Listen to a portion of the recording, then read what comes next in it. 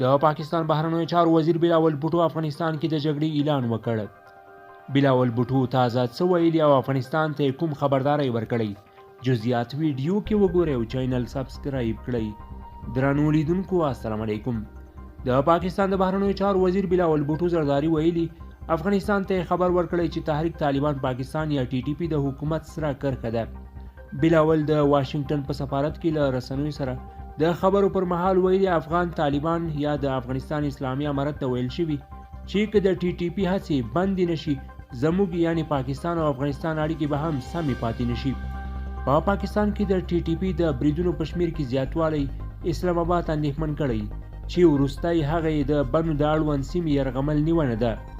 پاکستان رسنیو راپور ورکړی چې د روان کال له پیل را په دې خوا په خیبر پښتونخوا کې پر پولیسو بیلابیل بریدونه شوي چې له 120 ډیر پولیس وژل شوي او له 125 ډیر نور ټپیان دي. بلاول بھټو زیاته کړې چې پاکستان د اورپکو پر وړاندې د عملیاتو لپاره له افغانستان سره مرستې ته چمتو دی، خو که دا ثابته شي چې اسلامي امارت د ټي ټي پی مخه نه نیسي بیا یې له پامه غورځولی نه شو. بلاول زیاته کړې د افغانستان اسلامي امارت مشرانو هم له امریکا او ټولې نړۍ سره ژمنه کړې چې په افغان خاوره کې به د ترهګرو ډلو پر ضد اقدام کوي.